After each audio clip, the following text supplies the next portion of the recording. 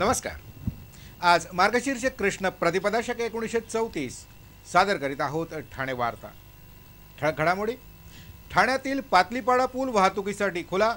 मानपाडा पूल देखील येत्या 3 महिन्यात खुला करण्याचं सार्वजनिक बांधकाम मंत्र्यांचं आश्वासन।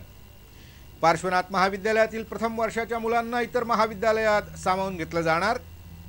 आणि ठाणे आर्ट गिल्ड तर्फे आनंद तसेच अक्षयच्या कुटुंबियांच्या मदतीसाठी खास 5 कार्यक्रमांचं आयोजन। या आणि इतर घडामोडी विस्तृतपणे पण काही क्षणातच। ठाण्याच्या पार्श्वनाथ महाविद्यालयातील प्रथम वर्षातल्या 250 विद्यार्थ्यांचं वर्ष फुकट जाण्यापासून वाचलंय। पार्श्वनाथ महाविद्यालय AICTE च्या निकषानुसार चालत नसल्यामुळे सर्वोच्च न्यायालयानं या महाविद्यालयाची मान्यता रद्द केली होती। न्यायालयानं या महाविद्यालयातील 1400 विद्यार्थ्यांची इतर महाविद्यालयात सोय करावी असे आदेश देखील दिले होते। या आदेशानुसार महाविद्यालयाच्या व्यवस्थापनानं द्वितीय, तृतीय आणि अंतिम वर्षातील विद्यार्थ्यांचे अर्ज सोमवारीच भरून घेतले होते। पण प्रथम वर्षाच्या प्रवेशाबाबत कोणत्याही सूचना किंवा अर्ज तंत्रशिक्षण संचालनालयानं पाठवले नव्हते।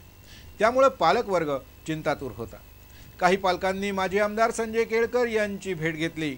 संजय केळकर यांनी काही पालकांसह राज्याचे उच्च तंत्रशिक्षण मंत्री राजेश टोपे यांची भेट घेऊन त्यांच्या ही बाब निदर्शनास आणली।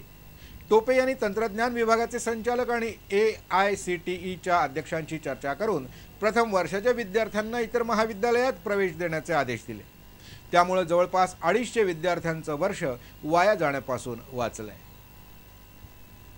ठाण्यातील बहुचर्चित असा घोडबंदर रस्त्यावरील दुसरा उड्डाणपूल वाहतुकीसाठी खुला करण्यात आलाय।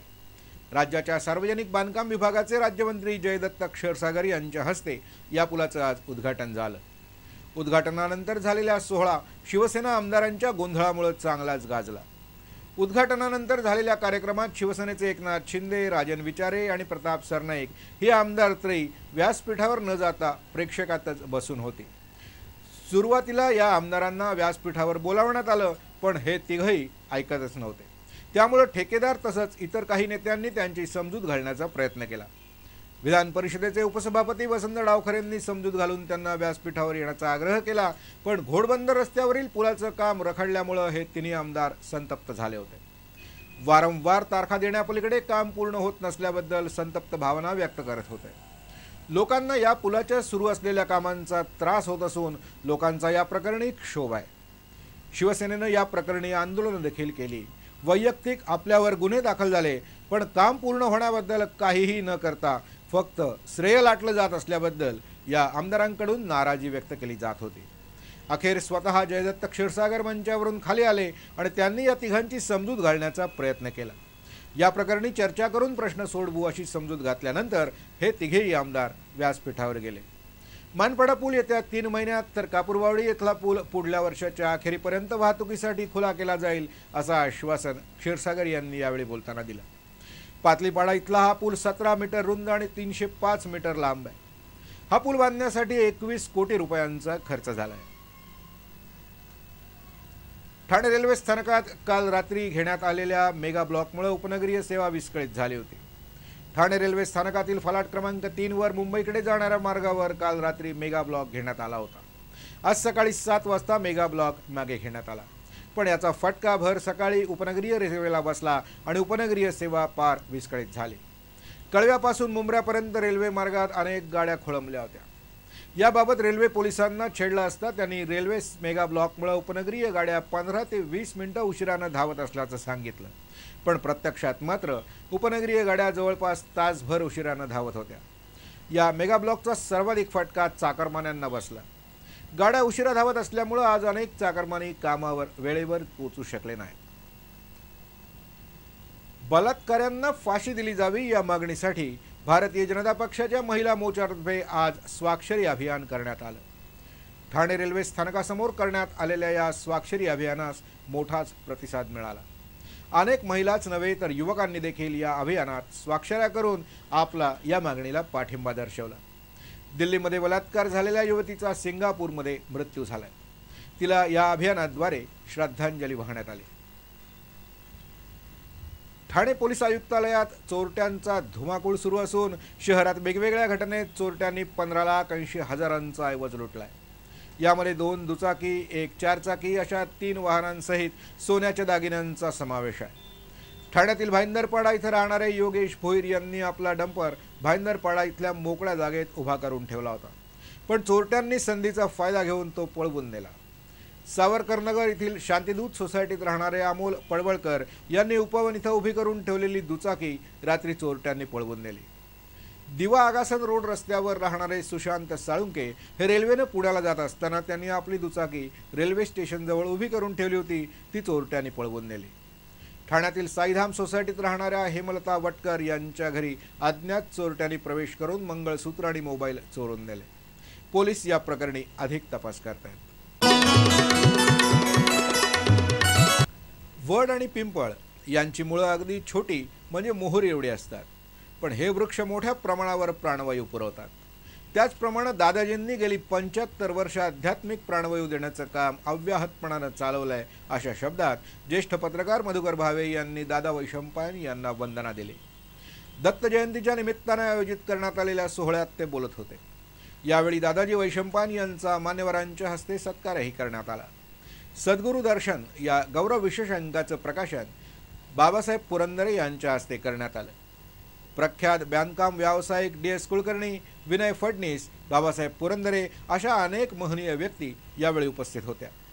समाजामध्ये अंध, मूकबधीर, अपंग, गरीब, बहुविकलांग आणि निराधार अशा व्यक्तींसाठी काम करणाऱ्या 10 सेवाभावी संस्थांना यावेळी आर्थिक सहाय्य देखील करण्यात आलं। जगा आणि जगू द्या हा माणुसकीचा खरा धर्म आहे, त्याचा विसर कधीही पडू देऊ नका।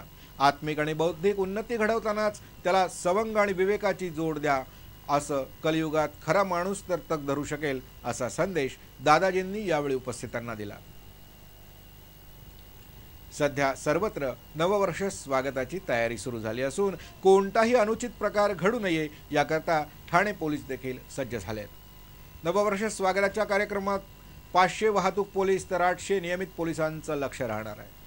नववर्षाच्या तयारीसाठी विविध बेत आखत असलेल्यांवर बारीक लक्ष ठेवण्यासाठी पोलीस देखील सज्ज झाले आहेत। नववर्षाच्या पूर्वसंध्येला मद्य पिऊन गाडी चालवणाऱ्या आणि धिंगाणा घालणाऱ्यांच्या विरोधात पोलिसांनी विशेष मोहीम हाती घेतली आहे। येऊरसारख्या अतिसंवेदनशील भागात पोलिसांचा विशेष बंदोबस्त देखील असणार आहे। त्याचप्रमाणे काही महत्त्वाच्या ठिकाणी क्लोज सर्किट कॅमेरे लावण्यात येणार आहेत। सध्या महिला सुरक्षेचा प्रश्न ऐरणीवर असून त्यांच्यासाठी अतिरिक्त पोलीस तैनात केले जाणार आहेत। मद्य पिऊन वाहन चालवणाऱ्यांना चाप बसावा याकरता वाहतूक पोलीस शाखेतील 30 अधिकारी आणि 500 पोलीस कर्मचारी तैनात केले जाणार आहेत। दारू पिऊन धिंगाणा घालणाऱ्यावर देखील कारवाई केली जाणार आहे। नवीन वर्षाची सुरुवात चांगली व्हावी आणि कोणताही अनुचित प्रकार घडू नये याकरता स्थानिक पोलीस सकाळी 3 वाजेपर्यंत बंदोबस्तावर तैनात केले जाणार आहेत। नवीन वर्षाचं स्वागत करताना स्वतः देखील योग्य पद्धतीनं मजा करावी आणि इतरांनाही योग्य तऱ्हेनं मजा करू द्यावी असं आवाहन अप्पर पोलीस आयुक्त मिलिंद भारंबे यांनी केलंय। आनंद अभ्यंकर हे पूर्वी ठाण्यात राहत होते। आता देखील त्यांची ठाण्यात राहायला यायची इच्छा होती, पण आता ही इच्छा कशी पूर्ण होणार अशा शब्दात सुप्रसिद्ध कलाकार मंगेश कदम यांनी आपल्या भावना व्यक्त केल्या। ठाणे आर्ट गिल्डतर्फे आनंद अभ्यंकर आणि आशिष पेंडसे यांच्या स्मृतीप्रित्यर्थ एका शोकसभेचं आयोजन करण्यात आलं होतं। या शोकसभेत मंगेश कदम यांनी या भावना व्यक्त केल्या। आनंद अभ्यंकर हे एका अर्थानं ठाण्याचे जावईच म्हणायला हवेत, कारण आनंद अभ्यंकर यांची पत्नी ही ठाण्यातील हिंदू कॉलनीतील रहिवासी आहे। त्यामुळे या शोकसभेला विशेष महत्त्व प्राप्त झालं होतं। आनंद अभ्यंकर हे एक चांगलं व्यक्तिमत्व काळानं आपल्यातून हिरावून नेलं। सतत आपल्या कुटुंबाचा विचार ते करीत असत। सुरुवातीला घर घेण्यासाठी म्हणून त्यांनी काम केलं, त्यानंतर पत्नीचं आजारपण दूर करण्यासाठी काम केलं, तर आता मुलीला लंडनला शिक्षणासाठी पाठवण्यासाठी ते भरमसाठ काम करत होते। अशा आठवणी मंगेश कदम यांनी यावेळी व्यक्त केल्या। अक्षय पेंडसे हा तसा नवीन कलाकार होता, पण आपलं काय चांगलं झालंय ते सांगू नका, आपल्या चुका काय होतात ते आधी सांगा, असं अक्षय नेहमी सांगत असे, अशी आठवण मंगेशनं यावेळी सांगितली। हे दोन्ही कलाकार घरातील एकमेव कमावते होते, त्यामुळे त्यांच्या घरच्यांना मदत करण्यासाठी कलांतरातर्फे आनंद अक्षय निधी जमा केला जाणार आहे। यासाठी सुबोध भावे आणि पुष्कर श्रोत्री यांनी पुढाकार घेतला असून येत्या 1 जानेवारीला या संदर्भात यशवंतराव चव्हाण नाट्यगृहात एक बैठक होणार असल्याचं सुप्रसिद्ध दिग्दर्शक विजू माने यांनी यावेळी सांगितलं। ठाणे आर्ट गिल्डतर्फे देखील या कलाकारांना मदत करण्यासाठी म्हणून 5 कार्यक्रम केले जाणार आहेत। या कार्यक्रमात कलाकार तंत्रज्ञ विनामोबदला काम करतील आणि या सोहळ्यातून जमा होणारा निधी आनंद आणि अक्षयच्या कुटुंबांना दिला जाईल असं देखील विजू माने यावेळी म्हणाले। ठाण्यातील पहिला कार्यक्रम पुढच्या महिन्यात केला जाणार असल्याचं देखील त्यांनी यावेळी सांगितलं।